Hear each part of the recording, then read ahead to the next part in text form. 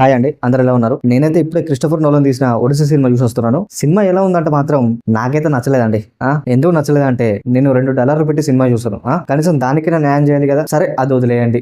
Cinema title ఏంటండి? Odyssey అని పెట్టారు. కానీ ఒక్కటంటే ఒక్క చోట కూడా ఒడిశా లొకేషన్ చూపించారు. ఒడిశాకి సంబంధించిన స్టోరీ ఉండదు. ఒక చోటేమో సముద్రం అంటాడు, ఇంకో చోటేమో కొడుకు అంటాడు, ఇంకో చోటేమో తండ్రి అంటాడు, ఇంకో చోటేమో పెళ్ళం అంటాడు. ఏంటండి ఇది స్టోరీ? ఇది స్టోరీయా? అసలు సినిమా అంటే ఎలా ఉండాలండి?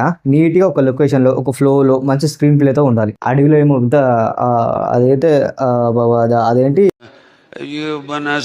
అదేంటంటే సముద్రంలో షిప్ వేసుకుని వెళ్ళిపోతా ఉంటారు. ఆ గుహలో ఎవడో పెద్ద రాక్షసుడు వస్తాడు. ఆ మధ్యలో ఇంకోత మంత్రగత్తు వస్తుంది, అందరి పందుల్లా మార్చేస్తుంది. అడవిలో ఆడవడో ఇనుప సామాన్లు అమ్ముకునే వాళ్ళు వస్తారు. ఏంటండి ఇది స్టోరీయా? అసలు నోలన్ కి ఉండే హైప్ కి తీసే సినిమాలకి ఏంటండి సంబంధమా? మళ్ళీ ఏమన్నా అంటే కేసులు అంటారు, కాపీరైట్ స్ట్రైక్లు అంటారు. వేస్తారా? వేయండి, నేను మళ్ళీ కోర్టుకి వెళ్ళి మరీ తెచ్చుకుంటా. ఎందుకండి? ఫ్రీడమ్ ఆఫ్ స్పీచ్ అనేది ఒకటి ఉంటుంది, తెలుసా మీకు?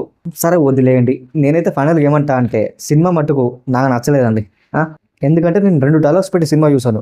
$2. ఆ $2కి కనీసం న్యాయం కూడా చేయలేదండి ఈ సినిమా.